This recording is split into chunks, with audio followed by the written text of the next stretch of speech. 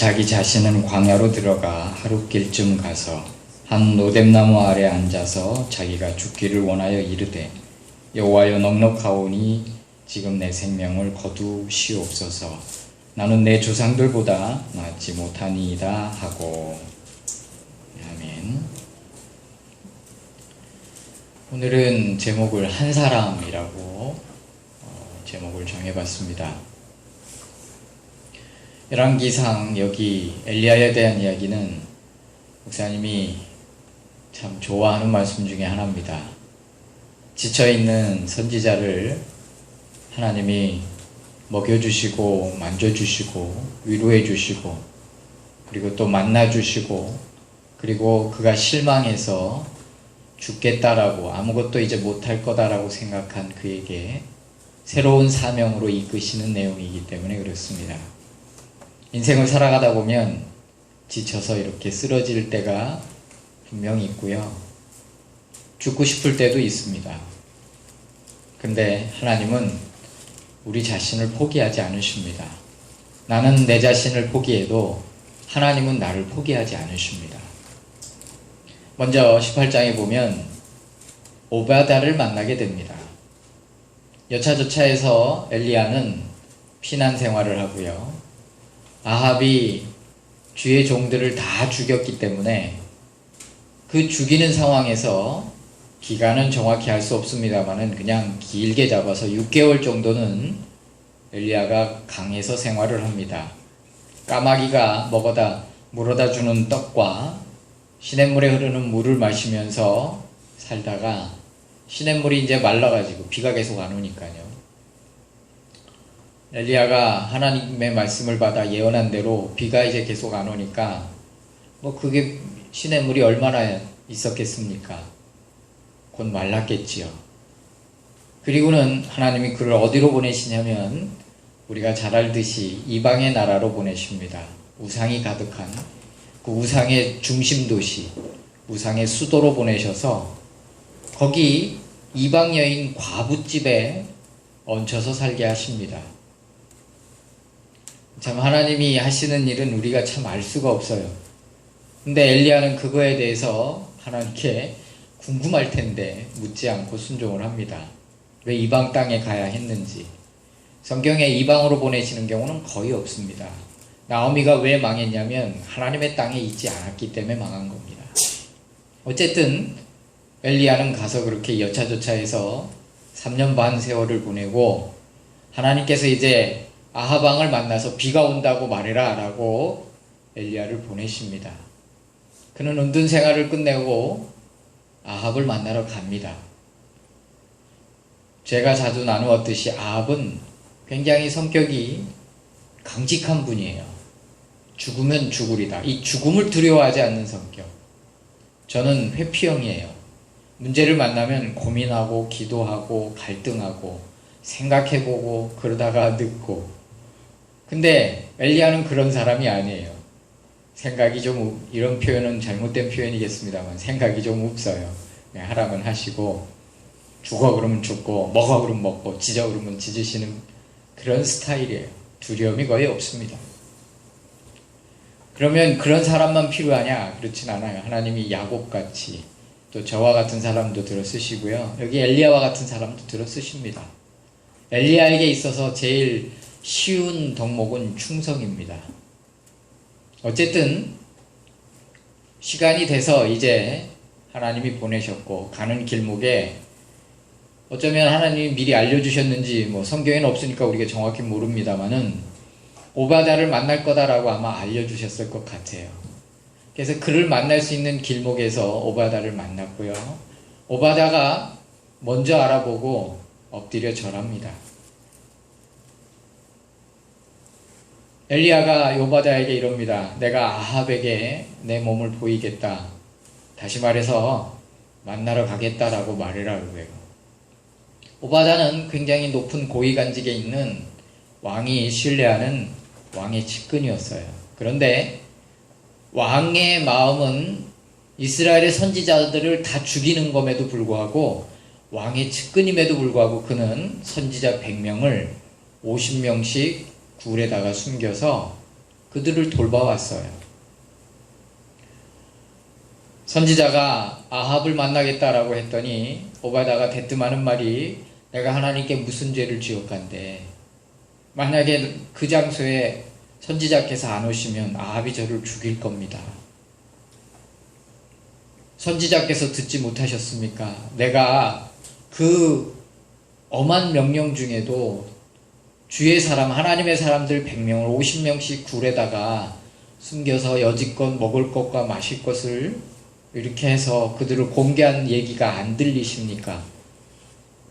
아마 처음 듣는 얘기였겠죠.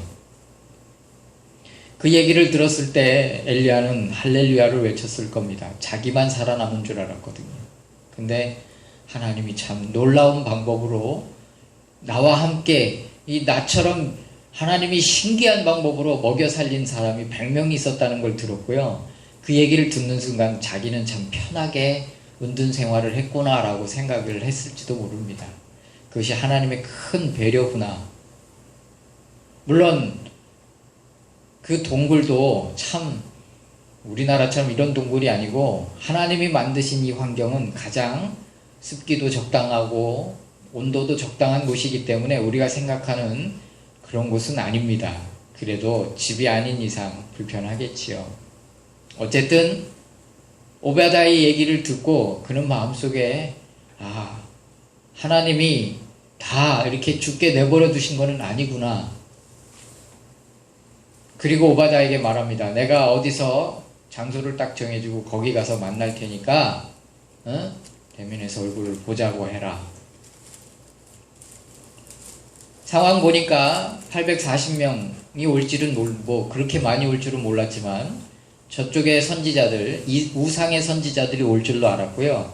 그렇다면 오바다가 가서 100명에게 얘기를 할 거고 그러면 자기 팀도 그래도 많이 올 거다라고 생각을 하고 간 것 같습니다. 물론 이 얘기는 성경에 없기 때문에 추측이에요. 근데 나만 남았는데 라는 말을 볼 때 그가 그 100명에 기대했던 그 기대감이 얼마나 컸던지를 이해할 수 있습니다. 최소한 그래도 한 50명, 아니 10명은 올 줄 알았어요. 아무도 안 왔습니다. 왜 나만 남았는데 라고 말했냐면 자기가 생각할 때 자기 신앙 기준으로 볼 때는 죽음을 각오하고 그 자리에 안 나온 사람은 하나님의 선지자가 아닌 거예요. 자기 생각에 그래도 정말 양보해서 한 명만 왔다고 치자고요. 단 한 명이라도 왔으면 엘리야는 큰 힘이었을 거예요. 큰 용기였고 담대함을 얻었을 거예요. 근데 아무도 오지 않았어요. 그냥 그렇다고 치고 우리가 잘 알듯이 엘리야는 840명과 싸워서 다쳐 죽입니다. 그 얘기는 다 아니까.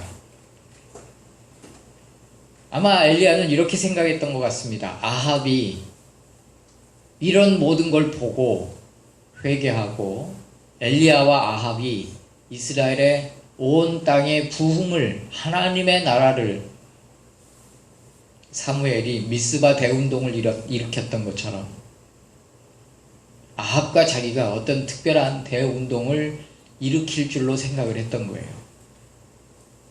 미국의 대통령들 중에도 금주를 선포했던 대통령이 있어요.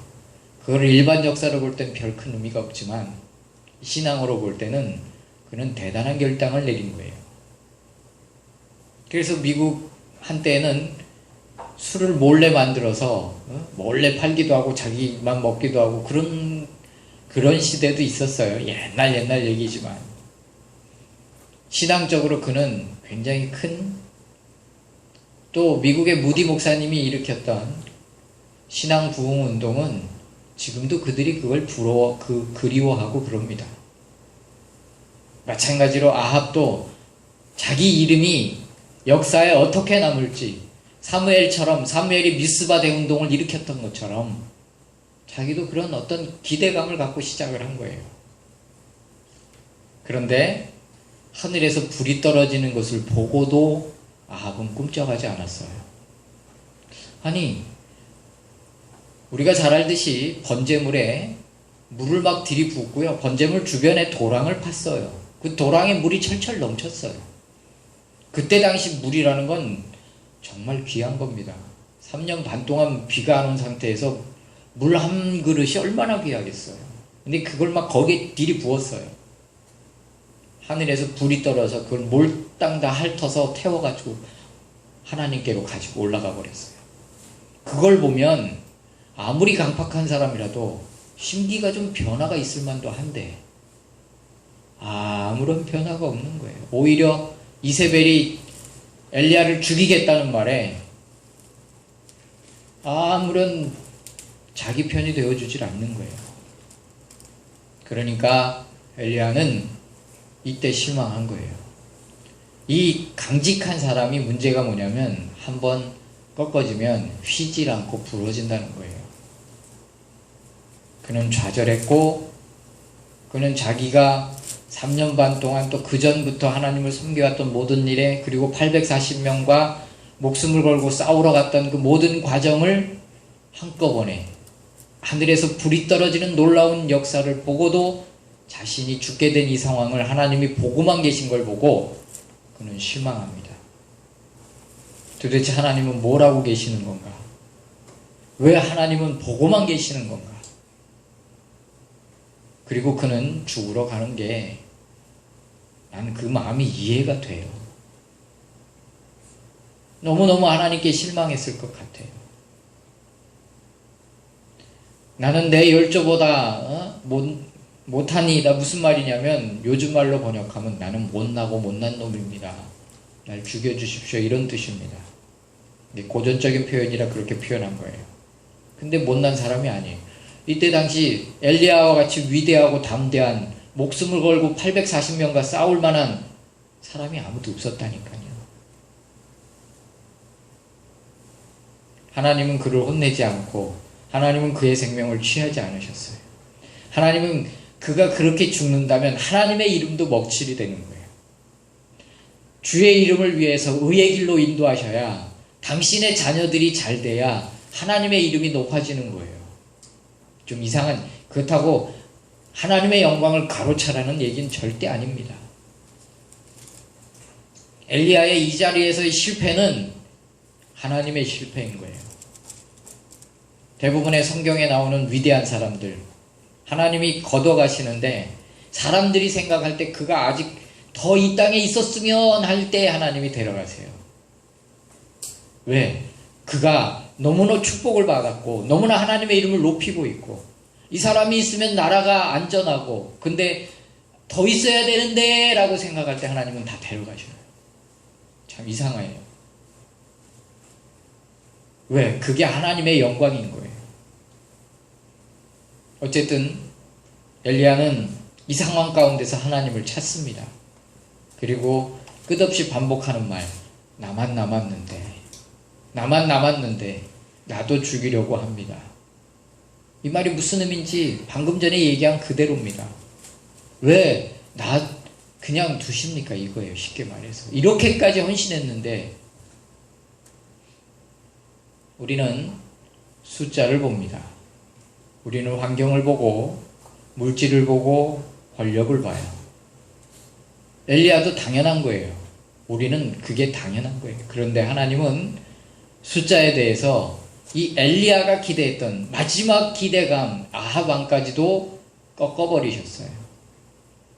엘리야의 편이 아닌 거예요. 엘리야의 말이 맞아요. 나만 남은 거예요. 근데 하나님은 그 남은 한 사람을 통해서 일하셨어요. 우리는 숫자를 봐요. 100명 중에 단 50명이라도 왔다면, 아니 거기 한 명도 안 왔더라도 아합이라도 자기 편이 되었다면, 근데 하나님은 여지없이 꺾어버리셨어요. 그리고 하나님은 그 한 사람, 실망에 있고 좌절에 있고 죽으려고 코앞에 와 있는 당신의 종을 통해서 모세가 만났던 신의 산을 죽기를 각오하고 기어 올라온 그 다 실망한 한 종을 통해서 하나님 이스라엘을 새로운 역사를 쓰십니다. 우리는 하나님이 일하시는 방법을 우리가 정하고 우리가 기대하고 우리가 생각해. 하나님이 이렇게 우리를 축복하시고 하나님이 우리를 이렇게 인도하시고 하나님이 우리를 이렇게 이끄시기를 어떤 계획하진 않더라도 어떤 기대감이라도 있어요. 아, 하나님이 이렇게 인도하시겠구나. 근데 하나님은 물론 그런 경우도 많습니다만 여지없이 인간의 생각을 깨버리세요. 그리고 인간이 생각하지 못했던 방법으로 당신의 종을 이끄시고 당신의 일을 행하십니다. 하나님은 숫자에 쩔쩔매는 분이 아니에요. 간신히 이기시는 분이 아니에요. 북한 사람들은 자신이 신앙생활을 하고 있는 것에 대한 프라이버시가 있어요. 남한처럼 고급 복음, 깊은 복음은 못 들어요. 그들이 단순한 복음을 듣지만 그들이 우리 남한 사람들보다 예수 믿는 사람들은 더 큰 놀라운 자부심을 갖고 있어요. 그게 뭐냐면 그분들은 걸리면 4대가 멸해요. 위로 아버지, 할아버지, 아래로 아들, 손자. 씨가 안 남는 거예요. 그리고 가까운 친척들 사상조세 다시 해서 그 자리에서 그들이 뭔가 좀 이상하면 그냥 그 자리에서 처형해버리고. 그런데도 예수 믿는 사람이 없어지질 않아요. 그렇다고 그들이 깊은 복음을 듣는 것도 아니고. 근데 왜? 그들은 하나 알고 있는 게 성령의 역사겠지만 자기를 선택하셨다는 하나님이 그 많은 사람들 중에서 나를 만나주시고 나를 선택하시고 나를 사랑하신다는 그게 놀라운 거예요. 그런데 남쪽에는 옆에를 봐도 믿는 사람, 뒤를 봐도 믿는 사람, 앞에를 봐도 믿는 사람, 목사도 가끔 뉴스에 나오고 자기의 가치를 잘 몰라요. 하나님이 북한에 있는 사람이라고 더 그렇게 목숨 걸고 믿기 때문에 더 사랑하시고 남한에서 편하게 신앙생활 한다고 덜 사랑하시느냐? 그게 아니에요. 하나님의 사랑은 똑같아요. 아니면 정확히 표현하면 하나님이 나를 가장 사랑하세요. 근데 그 실감을 우리가 그걸 하나님은 내가 중요한 거예요. 내가. 옆 사람이 중요한 게 아니고 내가 하나님 앞에 바로 서 있으면 나머지는 다 돼요. 다윗 시대에 다윗과 함께 나라를 건국했던 그 위대한, 지금도 이스라엘 사람들이 시오니즘이라고 해서 유엔에서 그거는 주변 국가를 위협하는 사상이니까 그걸 자꾸 내세우지 마라. 미국에서도 공공연한 비밀로 시시하면서 그러지 마세요. 그 시오니즘이 뭐냐면 다윗 시대로 돌아가자는 거예요. 근데 그 다윗 시대를 함께 이루었던, 번영을 이루었던 구국가의 주류들이 누구냐면, 주역들이 누구냐면 성경은 이렇게 표현하고 있어요. 비류들이라고. 우리나라 말로 번역하면 건달이라는 뜻이에요. 다윗이라는 인물이 있었기 때문에 그들이 건국자가 된 거지. 다윗 없었으면 그냥 건달에 불과한 인물들이었을 거예요. 하나님은 숫자를 갖고 중요하게 물론 중요하지요. 한 사람이 중요합니다. 미국이 종교적으로 부흥했을 때 세계 어느 나라에 선교사가 안 들어간 곳이 지금도 많이 들어가요. 그 역할을 지금은 대한민국이 하고 있어요. 이러니 저러니 그래도 예수 믿는 사람이 헌금 많이 해야 되고요. 개교회는 이제 곧 오실 주님을 준비해야 됩니다. 맞이할 준비를 해야 돼요. 하나님은 옆 사람이 중요한 게 아니라 내가 중요하세요. 나를 소중히 여기세요. 엘리야는 하나님이 자기가 기대했던 방법대로 자기를 쓰시기를 바랬어요. 우리는 우리의 기대감이 있어요. 근데 하나님은 그걸 다 깨버리세요. 목사님들도 자식들에게만큼은 어려운 목회생활을 하지 않도록 자기 교회를 물려주려고 했습니다. 고난이 축복이고 고난이 선물이고 고난이 놀라운 축복인 걸 알면서도 알지만 자기 자식만큼은 그렇게 하길 원치 않아요. 근데 하나님은 정말 귀하게 쓰신 종들을 보면 다 고난이라는 훈련 장소에다 던져 놓으셨어요. 그리고 하나님을 의지하게 하시고 하나님을 바라보게 하시고 그들의 방법이 아닌 하나님의 방법이 무엇인지 조금씩 알게 하시고 그리고 하나님의 방법대로 그들을 이끌어 가세요. 엘리야에게 하나님이 만나 주실 때 바람, 기근, 불, 지진 이건 엘리야의 사역이에요. 엘리야에게 아주 익숙한. 근데 그곳에선 주님이 없었어요.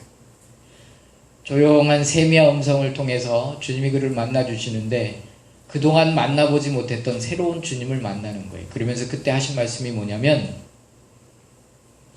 너 혼자라고 생각하냐? 바알에게 무릎 꿇지 않은 7,000명이 있다. 네 방법은 왕을 통해서 함께 일하길 원했냐? 아니다. 너와 내가 함께 하면 된다. 이후로 성경은 엘리야에 대한 이야기가 길게 나오지 않습니다. 그전 얘기는 과부와 살던 얘기도 재밌게 많이 나오고 길게 나오는데 사실은 엘리야가 정말 중요한 일을 한 것은 여기 이 로뎀나무 이후에 시내산에 올라가서 하나님을 만난 이후의 삶이 정말 중요해요. 근데 그 삶은 성경에 쏙 빠져 있어요. 우리가 대충 추스려 보면 선지 학교를 곳곳에 세웁니다. 그 선지 학교를 중심으로 바알에게 무릎 꿇지 않는 7,000명이 모이는 거예요. 그리고 온 땅에 하나님의 말씀으로 가득하게 하는 사역을 그때부터 시작하세요. 엘리야는 위대한 인물이에요. 실제로 엘리야보다 더 능력자는 엘리사예요. 그런데 성경은 엘리야가 거론돼요. 예수님도 모세와 엘리야를 거론하셨어요. 왜? 그의 헌신과 그의 눈물과 그의 고통은 주님이 아시는 거예요. 그가 쓰러져서 울 수밖에 없는 그걸 하나님이 기뻐 받으시는 거예요. 그의 헌신을 하나님은 잊지 않으신 겁니다. 그는 그렇게 해서 하나님을 섬겼고 하나님의 이 뜻을 이루었고 하나님의 방법대로 이 땅을 마치게 됩니다. 저를 보세요. 예전에 목사님이 가끔 예화로 들던 예가 있습니다. 그게 뭐냐면 독수리의 훈련법이에요. 미국에 사는 독수리들 중에는 절벽에다가 집을 짓는 종류가 있습니다. 아무 들짐승도 엄습을 못하죠. 새 중에서는 독수리가 왕인데 그러면 누가 그 집을 함부로 아무도 절벽에다가 집을 지었는데 어떤 짐승이 와서 근데 이 절벽에다 집을 짓고 새가 이제 알을 낳고 아기가 크면 계속 먹이다가 이제 독수리가 커지잖아요. 독수리가 되게 무겁습니다. 날개가 크고. 그래서 이 독수리 새끼가 이제 날아야 되는데 어미가 물어다 주는 것만 계속 바라보고 있고 나를 생각을 안 하잖아요. 그러면 어떻게 하냐면 애미가 새끼를 날개를 짚고 하늘 높이 올라갑니다. 그리고 올라갈 수 있는 데까지 올라가서 떨어뜨려 버려요. 새끼가 무슨 생각을 했을까? 엄마 맞아? 왜 날 버리지? 독수리가 눈이 끝내주게 좋거든요. 저 꼭대기에서도 땅바닥에 돌아다니는 쥐를 보고 총알같이 내려가서 채서 잡아먹는 게 독수리예요. 매도 그렇고요. 독수리가 새끼가 얼마나 놀랬겠어요. 땅바닥이 점점 가까워질 때마다. 새끼가 나르려고 발버둥 치면 애미가 내려와서 채지만 만약에 새끼가 실망해서 그냥 떨어지면 죽게 내버려 둡니다. 그건 훈련해봤자 소용없는 거예요. 그렇게 해서 훈련돼서 날려고 발버둥 치고 발버둥 치면 계속 떨어뜨려요. 그러다가 그 새끼가 나는 거예요. 그러면 그렇게 해서 날갯짓을 배운 독수리는 태풍이 와도 못 날려요. 모든 짐승은 태풍이 오면 피해요.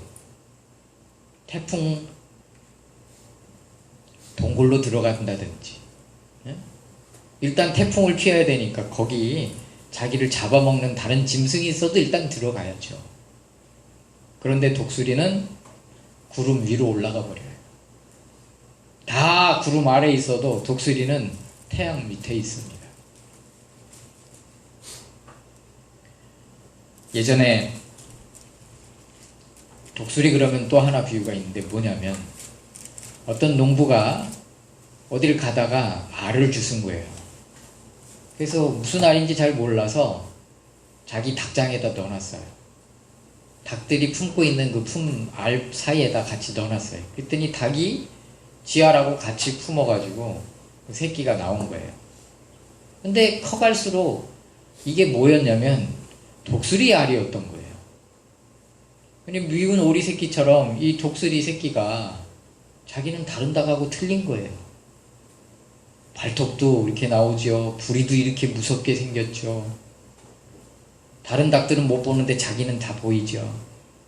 자기는 곡식보다 곤충이 더 맛있지요. 애벌레가 더 맛있지요. 어느 날 닭장에 난리가 났습니다. 저 위에 매가 뜬 거예요. 그러니 어미 닭이 다들 숨겨요. 자기 날개로 숨기고 다 피하라고 난리가 났어요. 근데 그 매가 하늘 위에서 돌기만 하고 내려오질 못하는 거예요. 왜냐하면 그 닭장에는 닭이 아닌 독수리가 있었거든요. 그러다가 갔어요. 왜? 자기보다 무서운 게 거기 있는데 어떻게 내려가요? 우리는 훈련되지 않으면 자기가 독수리인지 닭인지도 몰라요. 우리는 우리의 방법을 고집해요. 그러나 하나님은 절대로 그걸 허락지 않아요. 하나님은 하나님의 방법대로 우리를 이끄세요. 그리고 반드시 성공하시고 반드시 주님의 이름을 나타내시고 하나님의 영광을 스스로 취하시는 분이세요. 우리는 반드시 성공합니다.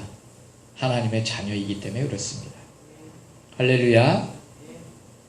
이솝우화의 미운 오리 새끼 얘기도 잘 알잖아요.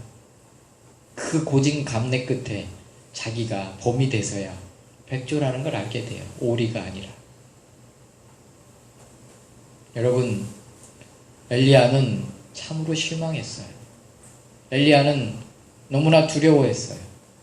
엘리야는 좌절했어요. 자기의 방법이 이제 끝났어요. 자기의 일이 끝난 거예요. 자기의 헌신이 아무 소용이 없어졌어요.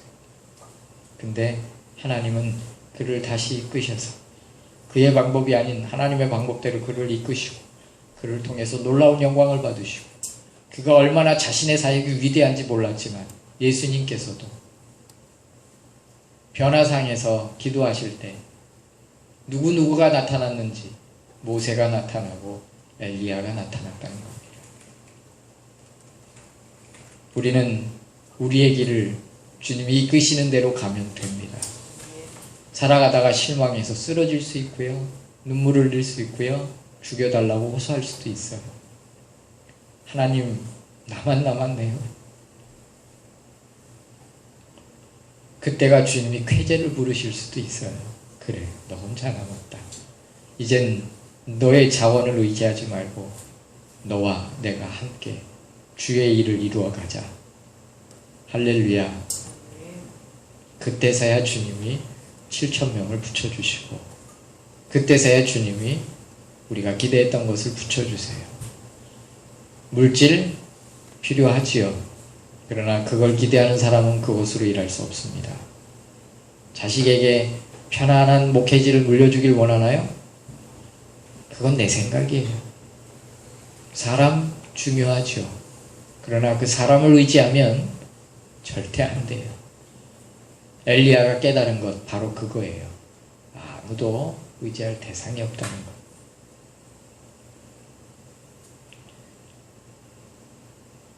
주님을 의지하는 저와 여러분이 되시기를 주님의 이름으로 축복합니다. 하나님은 우리를 포기하지 않으십니다.